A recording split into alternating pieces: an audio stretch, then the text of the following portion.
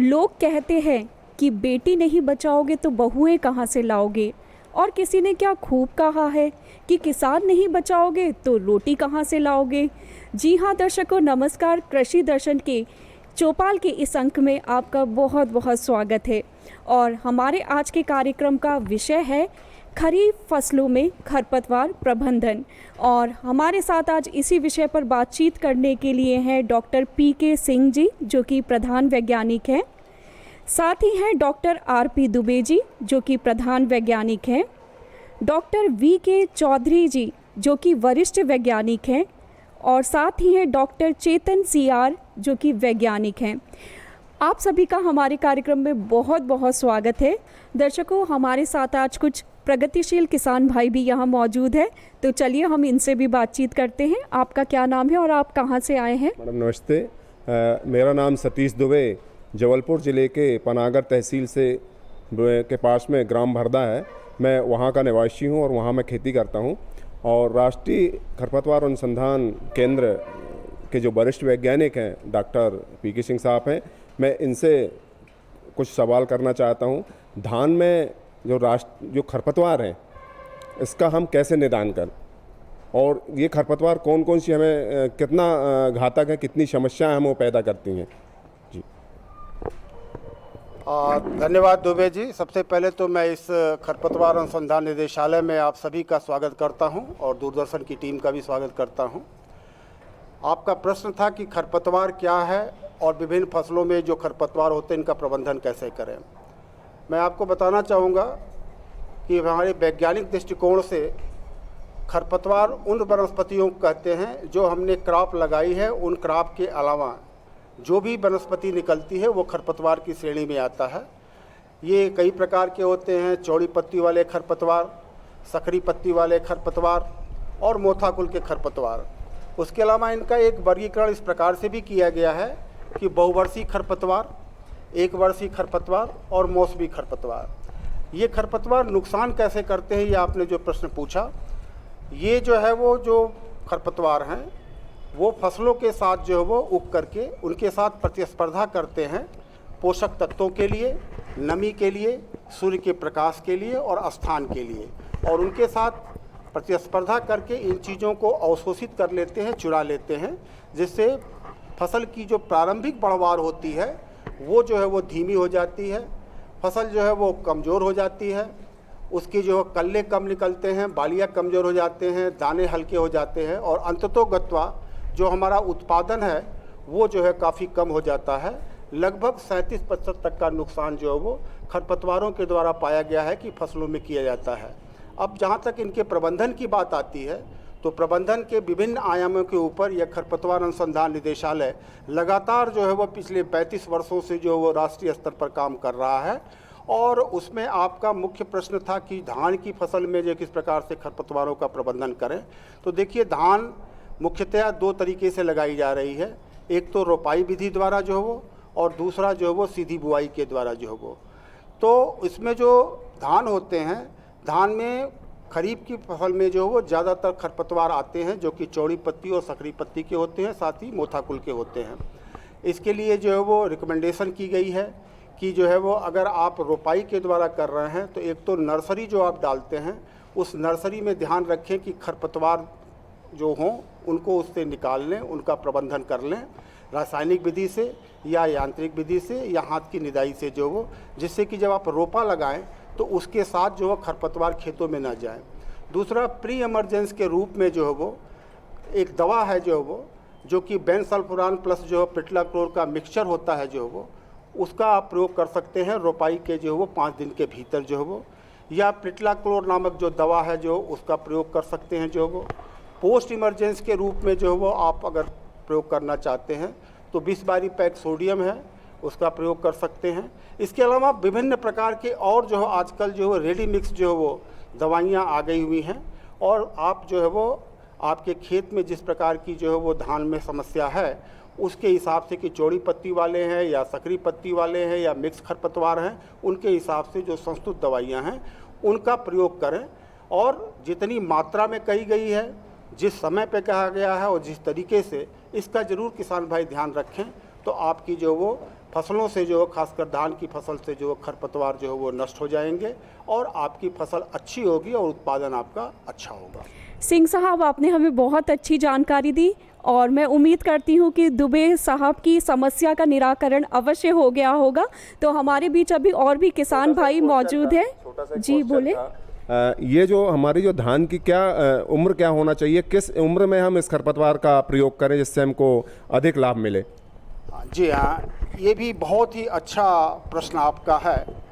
किसान भाइयों, आपको ये पता होना चाहिए जो है कि जो फसल के साथ खरपतवार होते हैं, इनका जो प्रतिस्पर्धा करते हैं, जो क्रिटिकल पीरियड होता है, क्रांतिक अवस्था होती है जो वो उस समय ज़्यादा होता है।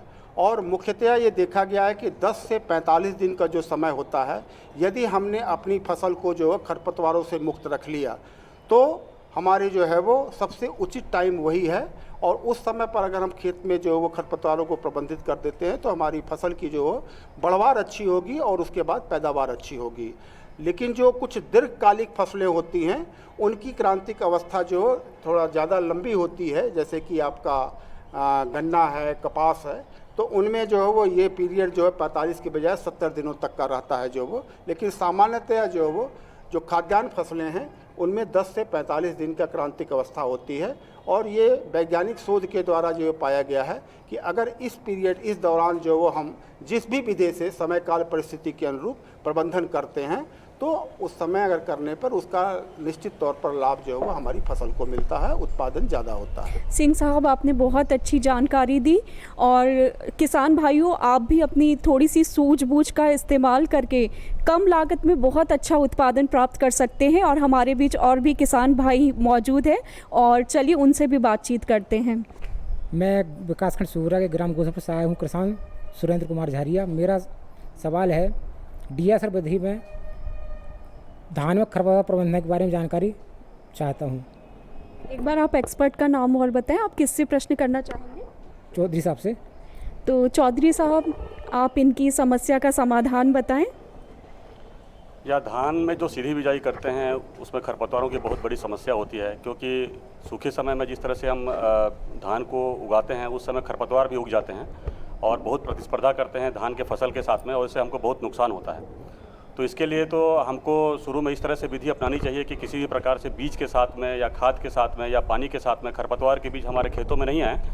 और ये और जितने भी सस्य क्रियाएँ हैं उन क्रियाओं को अपना करके हम खरपतवारों के बीज को किस तरह से खेतों में हैं उसको हम कम कर सकते हैं। साथ ही साथ बहुत सारे रासायनिक विधियों का भी अनुशंसा की गई है जिसका उपयोग करके हमारे किसान भाई खरपतवारों की समस्या से निदान प्राप्त कर सकते हैं। जैसे जब हम बीज की बुआई करते हैं उस समय कुछ शाकनाशियों का रसायन जो है उनका उपयोग कर सकते हैं, जिसमें मुख्यतः जो पायरेजोसल्फुरान और पेट्रिलाक्लोर का 615 ग्राम प्रति हेक्टेयर के हिसाब से अगर इसका उपयोग करें तो ये चौड़ी पत्ती और सकरी पत्ती तथा कुछ मोथा कुल के खरपतवारों को उगने नहीं देता है। साथ ही साथ अगर ये दवा आपके पास उपलब्ध नहीं है तो पेंडिमिथिन करके एक दवा आती है या शाकनाशी रसायन जो बाज़ार में उपलब्ध है उसका आप उपयोग कर सकते हैं। ये 2 फार्मूलेशन में उपलब्ध है, एक तो 30% का इसी फार्मूलेशन आता है और एक दूसरा है 38.7% जो CS फार्मूलेशन में आता है। अगर आप खेत के में नमी की मात्रा कम है उस समय पेंडिमिथिन की जो 38.7% है उसका उपयोग कर सकते हैं। इसके लिए आपको 678 ग्राम प्रति हेक्टेयर के हिसाब से उपयोग करना है। जो बाज़ार में रसायन उपलब्ध है उसको आपको 700 ml प्रति लीटर के हिसाब से उपयोग करना है। और अगर आपके खेत में पर्याप्त मात्रा में नमी है उस स्थिति में आप पेंडिमिथिन का जो 30% इसी का फार्मूलेशन आता है उसका आप उपयोग कर सकते हैं। इसके लिए आपको 1 लीटर जो रसायन है उसका उपयोग करना है और जो बाज़ार में उपलब्ध जो दवा है उसका आपको 3 लीटर और 300 ml प्रति हेक्टेयर के हिसाब से अगर उपयोग करेंगे तो आपका जो खरपतवार है वो शुरू में नहीं उगेगा। इसके बाद भी अगर कुछ खरपतवार उग जाते हैं तो उसके लिए कुछ ऐसे रसायन हैं जो बाद में भी उपयोग कर सकते हैं, जिनमें एक जो बिस्पारीबेक सोडियम है उसको आपको 25 ग्राम AI प्रति हेक्टेयर के हिसाब से उपयोग कर सकते हैं।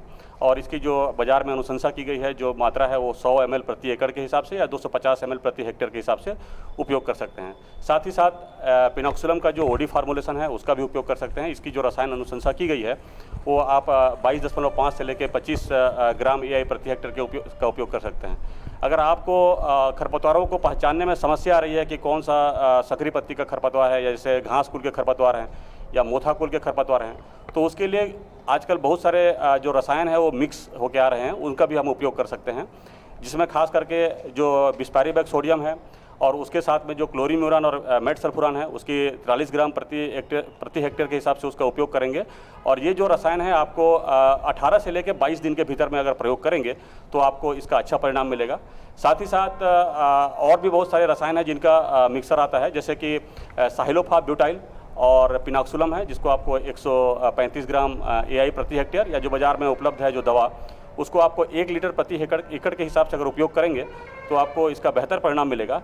साथ ही साथ अगर आपके खेत में अगर पानी है, पानी आप भर सकते हैं या पानी पहले से अगर उपलब्ध है, उस स्थिति में अभी बाज़ार में दवाई है जिसको पैरेक्सोसल्फोन और पिनाक्सुलम का कॉम्बिनेशन, और पैरेक्सोसल्फोन जो है वो मतलब साइलोफाब के साथ में उसका भी उपयोग करेंगे तो आपको संकरी पत्ती और चौड़ी पत्ती तथा मोथा कुल के जितने भी खरपतवार हैं उनसे आपको निजात प्राप्त हो जाएगा।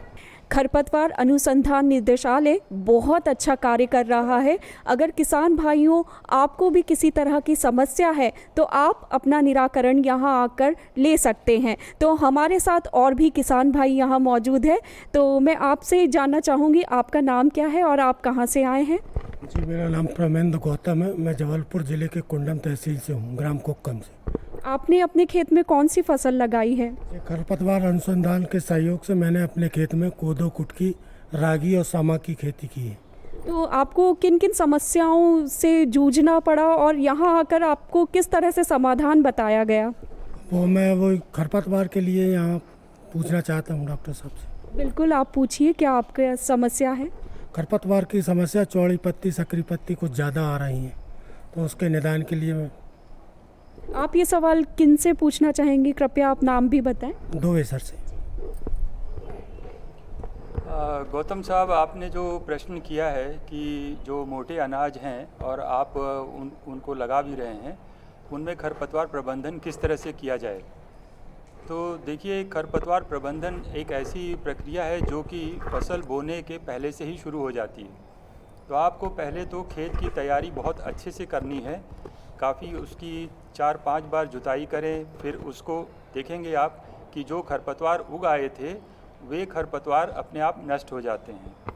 इसके बाद जब आप बिजाई के लिए जाते हैं तो अगर आप सीधी बोनी वाली मोटे अनाज की फसल ले रहे हैं तो उसमें ये ध्यान रखिए कि आप कतारों में ही बोइए। हमने अक्सर ये देखा है जो आपके क्षेत्र में या आसपास के क्षेत्रों में कि किसान भाई जो मोटे अनाज की फसलें हैं उनको छींट के ही बो देते हैं। तो ये पद्धति सही नहीं है और इसलिए हम लोग अनुशंसा करते हैं कि उनको जो फसलें हैं उनको आप कतारों पे बोएं। कतारों की दूरी भी बहुत अधिक न रखें, 25 से 30 सेंटीमीटर तक ही रखें, जिससे कि उनके बीच जो पनपने वाले खरपतवार हैं वो बहुत अधिक मात्रा में न आए।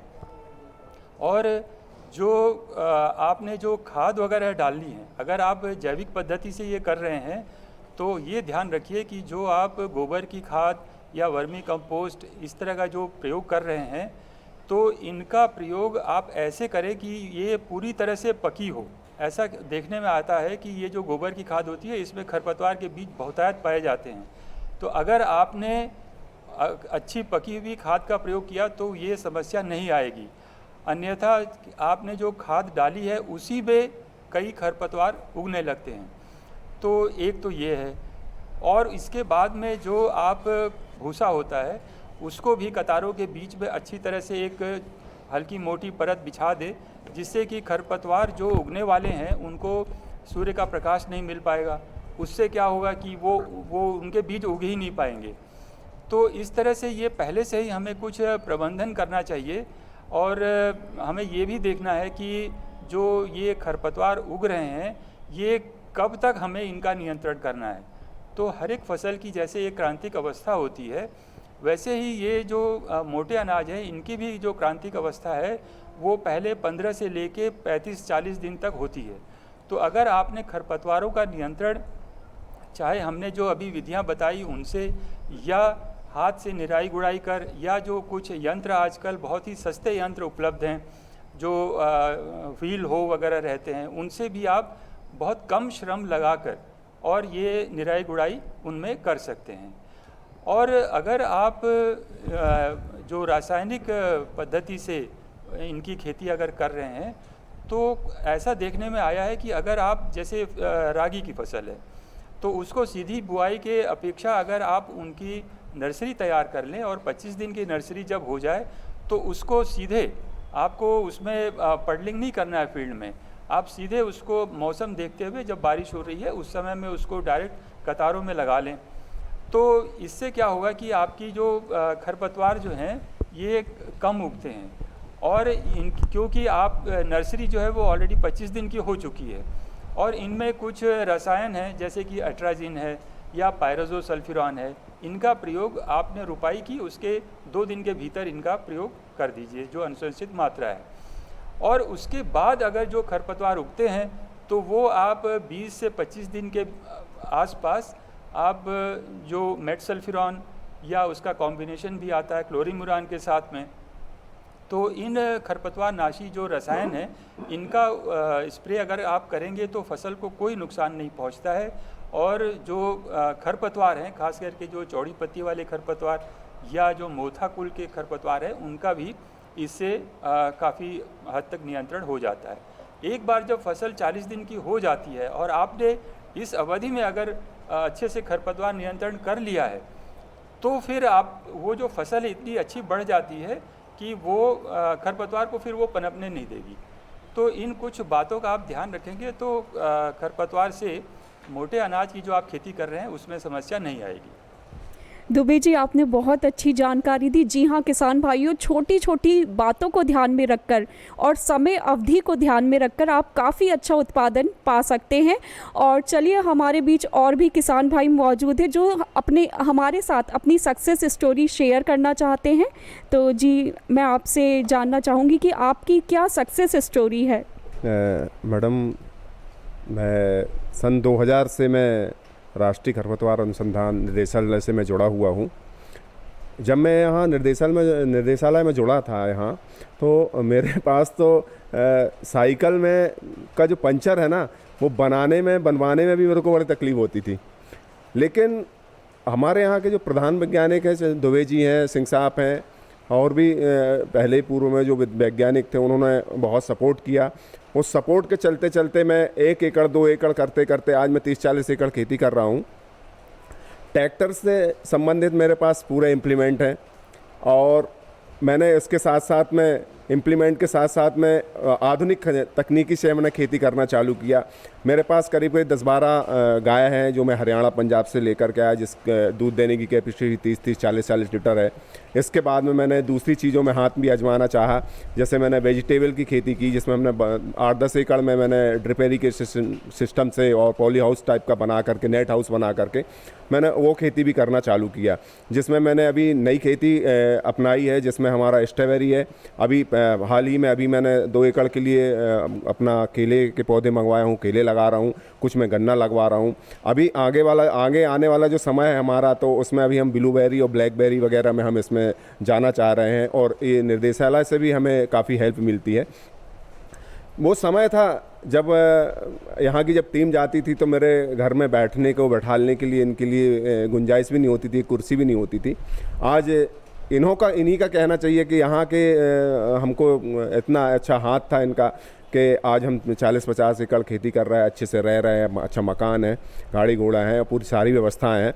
और यहाँ पर ऐसा नहीं लगता है, ये हमारा एक परिवार लगता है। और यहाँ जब भी मैं आता हूँ तो यहाँ पर काफ़ी बार यहाँ हमें सम्मानित भी किया गया। और यहाँ इतना मिलनसार यहाँ के वैज्ञानिक हैं, यहाँ के चाहे कर्मचारी हों चाहे कोई भी हो, जो भी जानकारी आपको चाहिए यहाँ बताएंगे। यहाँ समझ में नहीं आएगी आपको खेतों में जा कर के वहाँ बाकायदे बताते हैं। और हमें यहाँ बड़ा गर्व है कि हमारे जबलपुर ज़िले में और इतना अच्छा निर्देशालय खुला और उसका हमको फ़ायदा है। हम ज़्यादा दूर नहीं, यहाँ से 7-8 किलोमीटर दूर हैं। और जो चीज़ उन्होंने सिखाया हमको संरक्षित खेती करना, जब हम परंपरागत खेती जब हम करते थे तो उस समय में बहुत लागत आती थी। हम 4-4 बार 5-5 बार खेतों की जुताई करते थे। जब जुताई करते थे तो हमारा उसमें कॉस्ट ज़्यादा आती थी, ट्रैक्टर का खर्चा ज़्यादा आता था, ट्रैक्टर में घिसाव ज़्यादा होता था, डीजल ज़्यादा खर्च होता था। हम वहाँ पहले हम परंपरागत जब खेती करते थे तो हम 1 कुंटल गेहूं का बीज बोते थे। जब यहाँ से हमने जोड़े तो हमको 45 से 50 किलो हम गेहूं डाल रहे हैं। हमें समय की बचत हो रही, पानी की बचत हो रही। हम फव्वारा पद्धति से हम पानी चला रहे हैं, पहले हम ढलमा पद्धति से पानी चलाते थे। उस समय हम यहाँ से जुड़ने से हमने सॉइल टेस्टिंग चालू कर दी, तो उससे हमको उसके हिसाब से हम खाद डालते हैं, जिससे हमें प्रोडक्शन अधिक मिलता है। हमें बहुत अच्छा लगा ये जान के, और यहाँ बहुत अच्छे तरीके से हमारे वैज्ञानिक, हमारे एक्सपर्ट बहुत अच्छे से कार्य कर रहे हैं। जो भी किसान भाई आते हैं उनको बहुत अच्छे से उनकी समस्याओं का समाधान करते हैं। हमारे साथ कुछ और किसान भाई भी यहाँ मौजूद है, तो चलिए हम उनसे भी बातचीत करते हैं। का नाम जानना चाहेंगे? मेरा नाम रविंद्र पटेल है। आप कहाँ से आए हैं? मैं जबलपुर जिला विकासखंड पनागर ग्राम भरदा से। आपकी क्या समस्या है और आप किस एक्सपर्ट से अपना समाधान पूछना चाहते हैं? मेरी ये समस्या है मैडम कि मान लो मैं दवा छिड़क रहा था, किन किन चीज़ों के इस्तेमाल करना चाहिए मेरे को, उसकी जानकारी चाहिए। और आप ये सवाल किन से करना चाहते हैं? डॉक्टर चेवन साहब से। देखिए, छिड़काव में सावधानियां रखना ये बहुत महत्वपूर्ण है। जो रसायन हम लोग यूज़ करते हैं उससे हम लोग को अपने आप को बचाना ये बहुत ही महत्वपूर्ण है। जो छिड़काव में रसायन होता है वो रसायन हम लोग को भी हानिकारक है और हानि करता है। तो हम लोग कभी भी हम लोग छिड़काव करने जाते हैं उससे पहले हम लोग को अपने आप को जो सेफ्टी एप्रॉन्स आते हैं, जैसे कपड़ा हो गया, ग्लव्स हो गया, जूता हो गया, ग्लास हो गया, मास्क हो गया और हैट हो गया, ये सब कुछ हम लोग को पहनना है। फिर हम लोग को दवाई को एक बफर सॉल्यूशन जैसे प्रिपेयर करना है। जो बफर सॉल्यूशन होता है, जो जितना मात्रा में मैं जो खेत में छिड़काव करना चाहता हूँ उसका अनुपात में मेरे को प्रिपेयर करना है पहले। फिर को अच्छा पानी से, जो साफ़ सुथरा पानी है उससे मेरे को केमिकल रसायन को डालना है और प्रिपेयर करना है और उसको उसी अनुपात में प्रिपेयर करके रखना है। फिर उसी अनुपात में जो मेरा स्प्रेयर रहता है, स्प्रेयर में और पानी का साथ में मिलाते हुए मेरे को छिड़काव करना चाहिए। और हम लोग खरपतवार होता है, खरपतवार नाशी होता है, उसमें हमेशा हम लोग को ये ध्यान रखना चाहिए कौन सा नाजल हम लोग यूज़ कर रहे हैं। कभी भी हम लोग जो है हर्बिसाइड है, मतलब जो खरपतवार नाशी यूज़ करने जाते हैं, हम लोग को फ्लैट फैन नाजल या फ्लैटजेट नाजल जो होता है उसको हम लोग को यूज़ करना है। और कभी भी हम छिड़काव करने जाते हैं जब हर्बिसाइड का होता है, कभी भी हम लोग नॉर्मल से जो है, मतलब आम बात में, मतलब फार्मर कैसे करता है कि ऐसे ऐसे छिड़काव करते हैं, उसको नहीं करना चाहिए। ये स्ट्रेट लाइन में हम लोग को जो नाजल को पकड़ना चाहिए और सही मात्रा से जो गिर रहा है उसको हम लोग को देखना चाहिए और उसको हम लोग को पूरा खेती में हम लोग को छिड़काव कर देना चाहिए। चेतन सर ने तो हमें बहुत अच्छी जानकारी दी, और किसान भाइयों, हमारे बीच और भी किसान भाई मौजूद हैं और उनके पास बहुत सारी समस्याएं हैं। तो चलिए उनके समस्याओं का समाधान फिर खोजते हैं। तो आपका नाम मैं जानना चाहूँगी? आयुष पटेल। आयुष, आप कहाँ से हैं? जबलपुर तहसील सिहोरा गांव में। आपकी समस्या बताएं। मक्के की फसल पे जो है खरपतवार, उसके प्रबंधन के बारे में मैं सर आदरणीय चौधरी सर जी से पूछना चाहूँगा। तो चौधरी साहब से ही अपना प्रश्न करना चाहेंगे। मक्का को सामान्य रूप से 60 से लेकर 75 सेंटीमीटर के बीच में दूरी के साथ में लगाया जाता है। और मक्के की फसल की बढ़वार जो शुरुआत में धीमी होने की वजह से बहुत सारे खरपतवार उग आते हैं। तो इसके लिए हमको ये ध्यान देना चाहिए कि जितनी भी अनुशंसाएँ की गई है, चाहे सस्य विधि की, चाहे यांत्रिक विधि की, या इस तरह की विधि अपनाएं जिससे कि खरपतवार के बीज हमारे खेतों में ना आए। इनको अपनाने के बाद भी अगर खरपतवार उग आते हैं तो उस स्थिति में कुछ शाकनाशियों की अनुशंसा की गई है। उन रसायनों का उपयोग करके हम मक्के की फसल से खरपतवार को हम प्रबंधित कर सकते हैं। सामान्य रूप से जब हम मक्का को लगाते हैं तो लगाने के 3 दिन के भीतर में हमको एक एट्राजिन करके जो शाकनाशी है वो आती है, उसका हम उपयोग कर सकते हैं। और उसकी जो मात्रा है वो आपको 500 से लेके 1000 ग्राम एक्टिव इंग्रेडिएंट का उपयोग करना है। 500 ग्राम हमको वहाँ उपयोग करना है जहाँ की मिट्टी हमारी हल्की होती है, और जहाँ की मिट्टी भारी है वहाँ पे हमको 1 किलोग्राम प्रति हेक्टेयर तक का हम उपयोग कर सकते हैं। इसके साथ साथ एक पायरोक्सोसल्फोन करके दवा आती है, उसका भी हम उपयोग कर सकते हैं, और उसकी जो अनुशंसित मात्रा है 127.5 ग्राम प्रति हेक्टेयर के हिसाब से। और ये जो रसायन मैं आपको बता रहा हूँ आपको शुरुआत में बुआई के 3 दिन के भीतर में उपयोग करना है। हमको ध्यान इस बात की रखनी चाहिए कि शुरुआत में जब हम दवाइयों का उपयोग कर रहे हैं तो उस समय हल्की नमी होनी चाहिए, खेत में पानी नहीं भरा होना चाहिए। इसके बाद भी अगर खरपतवार उग आते हैं तो हमको 18 से लेकर 22 दिन की अवधि पे और भी बहुत सारे शाकनाशी हैं, उनका हम उपयोग कर सकते हैं। जैसे कि एक दवा आती है टेम्बोट्रियान, जो संकरी पत्ती के और चौड़ी पत्ती के दोनों प्रकार के खरपतवार को मारती है। तो उसकी जो अनुशंसा की गई है वो 120 ग्राम प्रति हेक्टेयर के हिसाब से उसका उपयोग कर सकते हैं। अगर ये दवा नहीं मिलती है तो एक दूसरी दवा है जो टोप्रामिजान के नाम से मिलता है, उसका आप उपयोग कर सकते हैं। जो उसकी अनुशंसा की गई है आपको 25.2 ग्राम प्रति हेक्टेयर के हिसाब से उसकी अनुशंसा की गई है। ये भी बहुत अच्छा शाकनाशी है। और ये जो शाकनाशी है अभी वर्तमान में ये एट्राजिन के साथ में प्रीमिक्स भी आ रही है, उसका भी आप उपयोग कर सकते हैं, जिससे आपको सकरी पत्ती, चौड़ी पत्ती और मोथा कुल के खरपतवार हैं वो सबसे आपको निजात मिल जाएगा। साथ ही साथ अगर आपको ये दोनों दवा नहीं मिल रही है तो एक दवा और है जिसको मेजोट्रियान और एट्राजिन के कॉम्बिनेशन में जो दवा है उसका उपयोग कर सकते हैं। इसकी जो अनुशंसा की गई है 875 ग्राम AI प्रति हेक्टेयर के हिसाब से की गई है। और अगर आपको लगता है कि इन दवाओं का उपयोग करने के बाद भी आपके खेतों में मोथा की समस्या है, क्योंकि अगर मोथा के पौधे अगर बड़े हो जाते हैं तो ये जो शाकनाशी मैं आपको बता रहा हूँ वो ठीक ढंग से नहीं मारते हैं, तो मोथा की समस्या आ जाती है। तो आपको उसके लिए एक दूसरी शाकनाशी है जो हेलोसल्फुरान के नाम से बाज़ार में मिलती है, उसको 67.5 ग्राम प्रति हेक्टेयर के हिसाब से आप उसका उपयोग कीजिए तो ये मोथा को भी समाप्त कर सकते हैं। सर, आपने हमें बहुत अच्छी जानकारी दी। समय के अभाव के कारण हमें आपको रोकना पड़ रहा है और मैं आप लोगों की बहुत बहुत आभारी हूँ कि आपने इतनी अच्छी जानकारी हमें दी। साथ ही हमारे किसान भाइयों को भी हम तहे दिल से धन्यवाद देना चाहेंगे कि आप हमारे बीच आए और आपने भी अपनी समस्याओं का समाधान ज़रूर निकाला होगा। दर्शकों, आज के चौपाल के इस अंक में बस इतना ही। अगले अंक में फिर हम एक नए विषय के साथ हाजिर होंगे। तब तक के लिए नमस्कार।